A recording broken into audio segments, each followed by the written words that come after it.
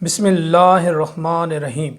شروع اللہ کے پاک نام سے جو بہت مہربان اور نہایت رحم کرنے والا ہے۔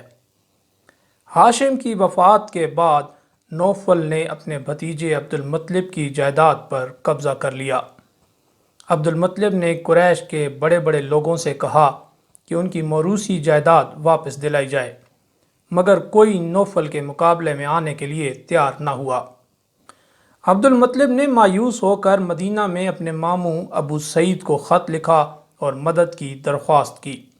ابو سعید اپنے قبیلے کے 80 مسلح آدمی لے کر مکہ آیا۔ نوفل حرم کے پاس قریش کے سرداروں کی محفل میں بیٹھا تھا۔ ابو سعید نے تلوار نیام سے نکال کر نوفل سے کہا، اگر تم نے میرے بھانجے کی جائیداد واپس کرنے کا اعلان نہ کیا تو تمہارا سر تن سے جدا کر دوں گا۔ نوفل پریشان ہو گیا اور اس نے عبد المطلب کی جائیداد سے دستبرداری کا اعلان کر دیا۔ قریش مکہ نے بھی عبد المطلب کی سرداری کو تسلیم کر لیا۔ عبد المطلب خوبصورت، خوش اخلاق اور شیریں بیان تھے۔ چشمہ زمزم کی بازیافت عبد المطلب کا یادگار کارنامہ ہے۔ بنو جرہم نے مکہ سے جاتے ہوئے یہ چشمہ بند کر دیا تھا۔ وقت گزرنے کے ساتھ اس چشمے کے مقام کا بھی کسی کو علم نہیں تھا۔ اللہ تبارک و تعالی نے اس چشمے کی دریافت کا اعزاز عبد المطلب کو بخشا اور انہیں خواب میں چشمے کا محل وقوع دکھا دیا۔ عبد المطلب نے اپنے بڑے بیٹے حارث کے ساتھ چشمے کی کھدائی شروع کر دی۔ باپ بیٹے کی محنت رنگ لائی۔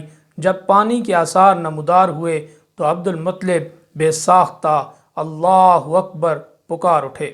قریش جو کھدائی میں تعاون کے لیے تیار نہ تھے، چشمے کی دریافت پر کہنے لگے کہ زمزم چونکہ ان کے والد اسماعیل علیہ السلام کی ملکیت ہے، لہٰذا سارے قریش اس میں حصہ دار ہیں۔ اس کنویں سے تلواریں، زریں اور سونے کے 2 ہرن بھی برآمد ہوئے تھے۔ ان قیمتی اشیاء کی وجہ سے قریش عبد المطلب سے لڑائی پر آمادہ ہو گئے۔ آخر کار قراندازی پر اتفاق ہو گیا۔ قراندازی سے سونے کے ہرن بیت اللہ کے نام جبکہ تلواریں اور زریں عبد المطلب کے نام نکل آئیں۔ عبد المطلب نے سونے کے ہرن بیت اللہ کے دروازے کی سجاوٹ پر لگا دیے اور زمزم سب قریش والوں کے لیے کھول دیا۔ نیز قریش نے حاجیوں کو پانی پلانے کا حق عبد المطلب کا تسلیم کر لیا۔ 6 صدی عیسوی کے آغاز میں یمن کے حمیری یہودی فرمانروا تھے جنہوں نے عیسائیوں پر بہت ظلم کیا۔ اس کا بدلہ لینے کے لیے حبش کی عیسائی سلطنت نے یمن پر حملہ کر کے حمیری حکومت کا خاتمہ کر دیا اور سن 525 عیسوی میں اس پورے علاقے پر حبشی حکومت قائم ہو گئی تھی۔ بعض مورخین کے بقول اس حبشی فوج میں ابرہ بھی تھا اور بعض لوگ کہتے ہیں کہ ابرہ اس فوج کا سپہ سالار تھا۔ رفتہ رفتہ وہ یمن کا خود مختار بادشاہ بن گیا اور اس نے شاہ حبش کی بالادستی کو تسلیم کر لیا اور اپنے آپ کو نائب شاہ لکھتا تھا۔ یمن میں پوری طرح اقتدار مضبوط کر لینے کے بعد ابرہ نے رومی سلطنت اور اس کے حلیف عیسائیوں کے لیے کام شروع کر دیا، جو اس مہم کی ابتدا سے ان کے پیش نظر تھا۔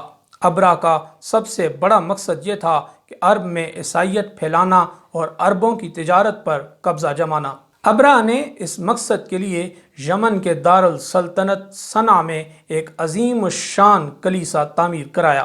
محمد بن اسحاق کی روایت ہے کہ اس کام کی تکمیل کے بعد ابرہ نے شاہ حبش کو لکھا کہ میں عربوں کا حج کعبہ سے اس کلیسا کی طرف موڑے بغیر نہ رہوں گا، یعنی مسلمانوں کا کعبہ کلیسا کی طرف موڑ دوں گا۔